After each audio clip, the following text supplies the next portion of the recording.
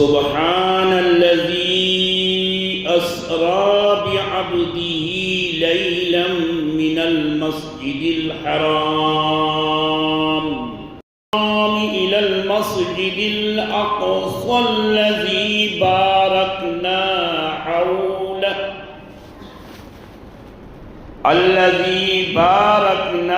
حوله لنريه من آياتنا إنه هو السميع البصير۔ معراج کی رات کے نام سے موسوم ہے۔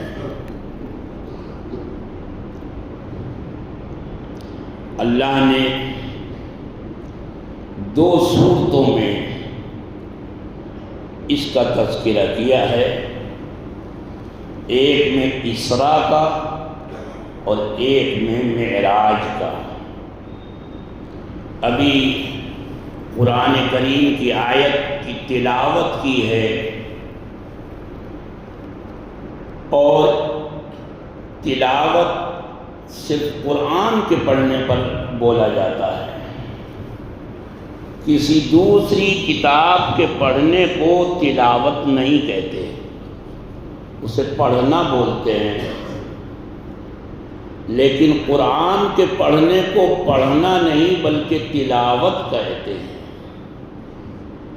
اور اس کی وجہ یہ ہے کہ چونکہ یہ خاکسار جو آپ کے سامنے بیٹھا ہے یہ لغت کا طالب علم ہے، اور تحدیث نعمت کے طور پر عرض کرتا ہوں کہ لغت کی ایک کتاب جو پورے ہندوستان میں کشمیر سے کنیا کماری تک اور بنگال سے گجرات تک جتنے بھی مدارس ہیں اور جتنے بھی علماء اور مفتیان کرام ہیں ان تمام کے پاس وہ لغت کی کتاب پائی جاتی ہے، القاموس الجدید،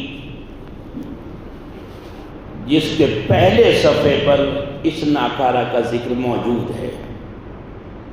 تو تلاوت جتنی بھی قواميس ہیں اور لغت کے ایتھنٹک بکس ہیں،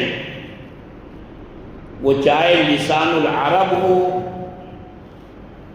یا اور دوسری مفردات قرآن ہو، ان سب میں یہ لکھا ہے کہ تلاوت کے معنی ہے تلا یتلو تلون و تلاوتن قرأ و تلا خلفہ، پڑھا اور پڑھ کر فالو کیا،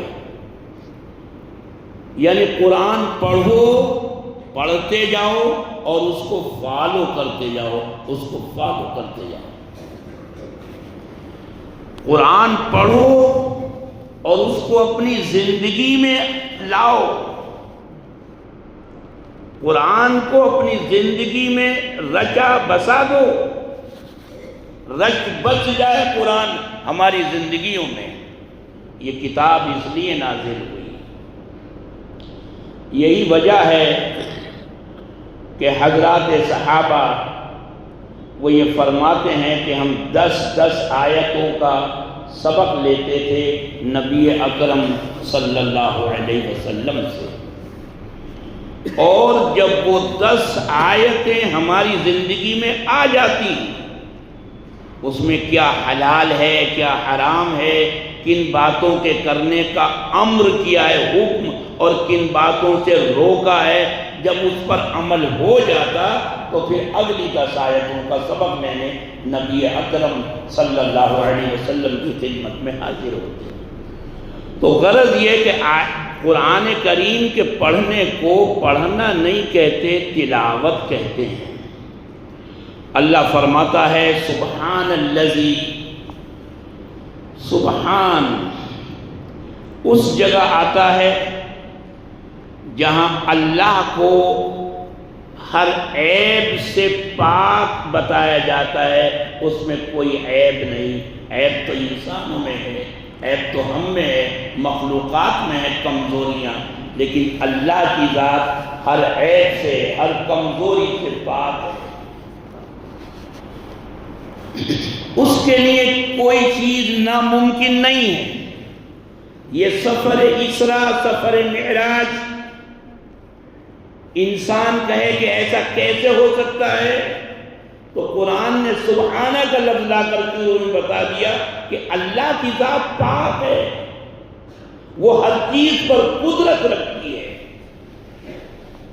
سبحان الذی اسرا، جو راتوں رات لے گیا، اسرا بعبدہ، اپنے بندے کو۔ قرآن نے جہاں بھی عبد کا لفظ استعمال کیا ہے اپنائیت ظاہر کرنے کے لیے کیا ہے، محبت کے لیے یہ لفظ آیا ہے۔ ہم اردو میں بھی اپنے محاورے میں بھی بولتے ہیں، میاں دیکھنا ہم اپنے بندے کو بھیج رہے ہیں، وہ ہمارا بندہ ہے، یعنی اس کا خیال رکھنا، اس کو وہ اعزاز و اکرام دینا، پروٹیکٹ دینا جو ہماری شان کے مطابق ہے۔ دیکھنا وہ ہمارا بندہ ہے۔ اللہ کہے کہ میرا بندہ ہے تو ظاہر بات ہے کہ اس کی عظمت کا کیا ٹھکانہ ہوگا۔ اللہ نے کہا ہم اپنے بندے کو لے کر گئے، سبحان الذی اسرا بعبدہ لیلا، رات کے مختصر سے حصے میں۔ اسرا کا لفظ جسمانی طور پر فزیکل رات کے سفر پر اس لفظ کو بولا جاتا ہے، روحانی طور پر نہیں، خواب میں نہیں، بلکہ فزیکل جسمانی طور پر۔ قرآن نے اور بھی مقامات پر یہ لفظ ذکر کیا ہے۔ حضرت موسیٰ علیہ السلام کے لیے قرآن نے کہا فَأَسْرِ بِعِبَادِي لَيْلًا، میرے بندوں کو راتوں رات لے کر یہاں سے نکل جاؤ۔ تو وہ فزیکل نکلنا تھا، فزیکل لے کے جانا تھا، کوئی خواب میں لے جانے کی بات تو تھی نہیں۔ حضرت لوط علیہ السلام سے کہا گیا فَأَسْرِ بِأَهْلِكَ، اپنے اہل کو، اپنے خاندان کو، اپنے بال بچوں کو، جس میں بیوی شامل نہیں تھی، راتوں رات لے کے چلے جاؤ، میرا عذاب آنے والا ہے صبح کو۔ تو غرض یہ کہ یہ سفر معراج فزیکل تھا، جسمانی طور پر تھا۔ اللہ نے فرمایا وہ پاک ہے، وہ ذات جو اپنے بندے کو مسجد حرام سے، یعنی قابل احترام مسجد سے، حرمت والی مسجد سے، لفظ حرام کے معنی ہے قابل احترام، اسی لیے اس کو مسجد حرام کہتے ہیں، الی المسجد الاقصی،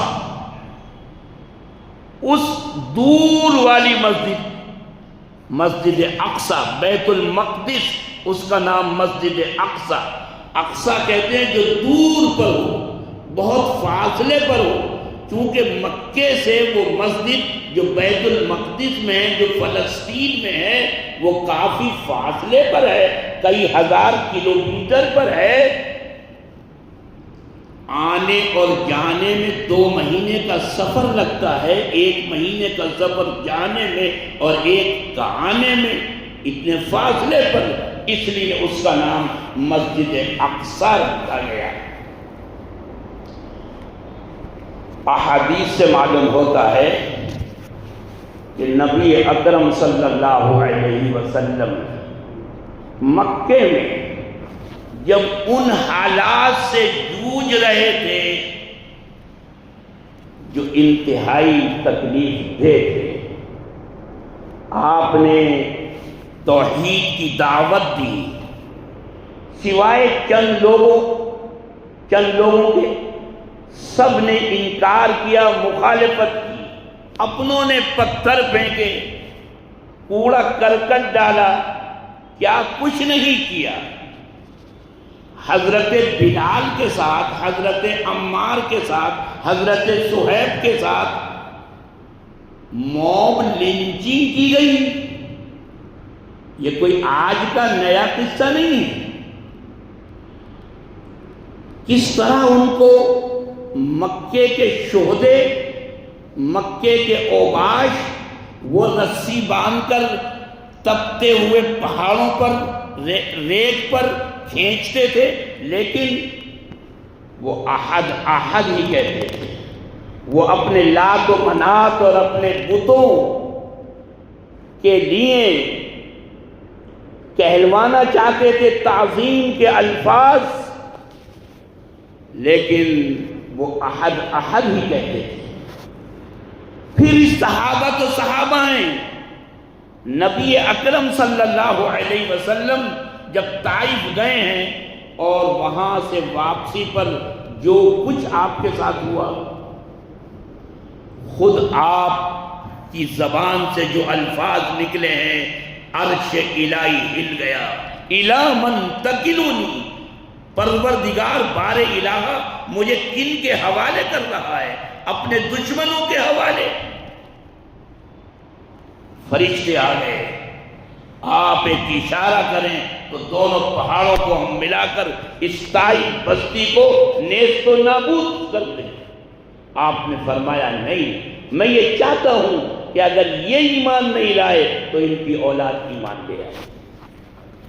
کیا کچھ نہیں ہوا. پتھروں کی بارش ہوئی.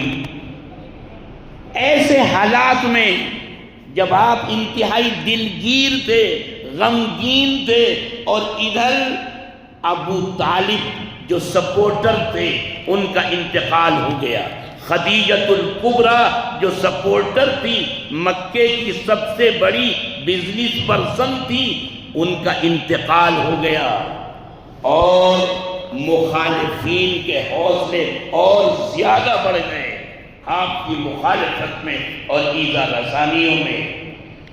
تو اللہ تعالیٰ نے اپنے حبیب کو آپ کی دل بستگی کے لیے اس مقام پر بلایا. وَرَفَعْنَا لَكَ ذِكْرَكَ، معراج کرائی. پہلے سفر اسرا ہوا مسجد حرام سے بیت المقدس تک، جو چارٹرڈ سواری تھی انبیاء علیہ السلام کی، آدم سے لے کر عیسیٰ تک ہر ایک نے سواری کی اس پر. بارہا آدم علیہ السلام ہندوستان سے مکہ مکرمہ طواف کرنے کے لیے گئے اسی چارٹرڈ سواری پر جس کا نام براق ہے. ابراہیم گئے ہیں نہ جانے کتنی بار اپنے بچوں کی دیکھ بھال کے لیے، ان کو دیکھنے کے لیے یروشلم سے مکہ مکرمہ بواد غیر ذی زرع عند بیتک المحرم. تو غرض یہ کہ تمام انبیاء علیہ السلام کی وہ سواری رہی ہے براق، وہ حاضر خدمت. اور آپ اس پر سوار ہو کر پہلا پڑاؤ، پہلا اسٹیج، پہلا اسٹاپ آپ کا بیت المقدس ہوا، مسجد اقصی. چارٹرڈ سواری ہے وہ براق، اللہ کی طرف سے بھیجی ہوئی. اس کے بھاگنے کا، گم ہونے کا کوئی خطرہ نہیں تھا، لیکن آپ نے جبرائیل علیہ السلام کے مشورے سے اس کو باندھا، اس کو ایک جگہ اس کو محفوظ کیا، اس کو باندھا. یہ تعلیم دی امت کو کہ توکل وہ اسباب چھوڑ دینے کا نام نہیں ہے کہ اللہ مالک ہے، اللہ مالک ہے اور کچھ اسباب نہ کرے. آپ اسباب اختیار کریں اور مکمل کریں. پھر اللہ پر توکل کریں، اللہ پر بھروسہ کریں، یہ ہے توکل۔ ایک اعرابی، ایک گاؤں والا آیا رسول اکرم صلی اللہ علیہ وسلم کی خدمت میں اور آپ سے پوچھا اَأُرْسِلُ نَاقَتِي ام اعقل، اے اللہ کے نبی میں اپنی اس اونٹنی کو، اپنی سواری کو ایسے ہی کھلا چھوڑ دوں کہ اللہ مالک ہے، یا اس کو باندھ دوں؟ آپ نے فرمایا اعقلها وتوکل، پہلے باندھو اور پھر توکل کرو، تدبیر بھی مکمل ہو اور تقدیر پر بھی پورا ایمان ہو، دونوں چیزوں کا سنگم ہو، تدبیر کا بھی تقدیر کا بھی، دعا کا بھی دوا کا بھی۔ اللہ کے نبی صلی اللہ علیہ وسلم کی پوری سیرت مبارکہ جو اس مسجد کے اس کونے میں لکھی ہے کہ لَقَدْ كَانَ لَكُمْ فِي رَسُولِ اللَّهِ أُسْوَةٌ حَسَنَةٌ، یہ لکھی ہوئی ہے کہ رسول اکرم صلی اللہ علیہ وسلم تمہارے رول ماڈل ہیں، ان کی سیرت، ان کی حیات اور ان کی زندگی کو دیکھو، تمہیں نفع پہنچے گا۔ آپ کی پوری زندگی یہ بتاتی ہے کہ توکل آپ سے بڑھ کر کون کس کا توکل ہو سکتا ہے، لیکن آپ نے اسباب بھی مکمل اختیار کیے۔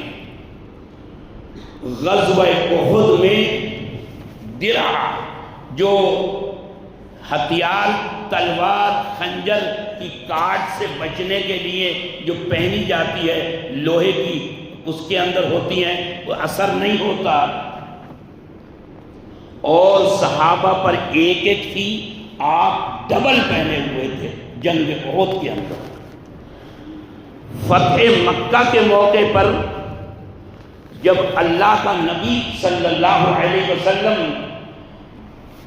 10,000 نفوس قدسیہ کو لے کر آپ آئے ہیں اور آپ ناقے پر سوار ہیں،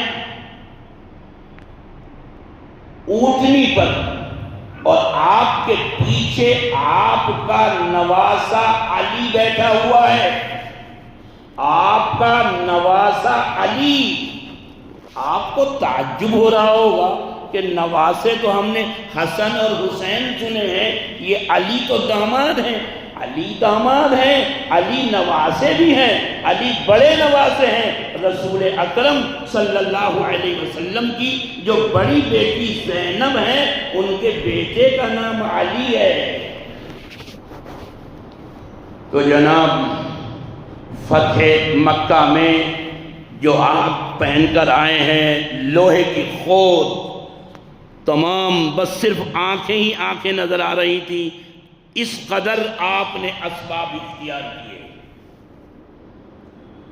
اللہ پر بھروسہ ان سے بڑھ کر، ان کے برابر کس کو ہو سکتا ہے؟ اس کے باوجود آپ نے اسباب اختیار کیے۔